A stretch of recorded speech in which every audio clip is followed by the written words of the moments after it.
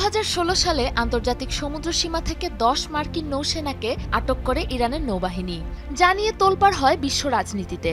ওই ঘটনাকে ইরানের কাছে মার্কিন বাহিনীর আত্মসমর্পণ আখ্যা দেন তৎকালীন নৌ কমান্ডার আলীরেজা তাংসিরি।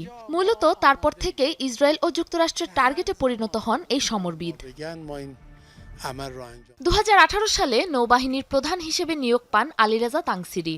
দায়িত্ব পেয়েই ইরানের নৌবাহিনীর কৌশলগত বড় পরিবর্তন আনেন তিনি। ইরানের নৌবাহিনীর গতানুগতিক বড় জাহাজের পরিবর্তে দ্রুতগামী ছোট ছোট স্পিডবোট এবং আধুনিক ড্রোন নির্মাণে জোর দেন এই নৌ কমান্ডার। বোটগুলোতে সংযুক্ত করেন ক্রুজ ও অ্যান্টিশিপ মিসাইলের মতো জাহাজ বিধ্বংসী সব ক্ষেপণাস্ত্র।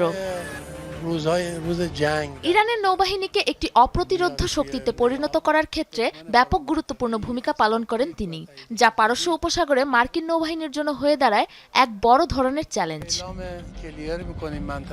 হরমুজ প্রণালীর উপর ইরানের একচ্ছত্র আধিপত্য বিস্তারেও তার ছিল ব্যাপক অবদান। সমুদ্রের গভীরে উন্নত প্রযুক্তির স্মার্ট মাইন স্থাপন ও রাডার ফাঁকি দিতে সক্ষম এমন সব ইলেকট্রনিক ওয়ারফেয়ার সিস্টেম তৈরিতেও বিশেষ গুরুত্ব দিয়েছিলেন তিনি। মধ্যপ্রাচ্য ইস্যুতে পশ্চিমাদের হস্তক্ষেপের বিরুদ্ধেও বরাবরই তার ছিল কঠোর অবস্থান।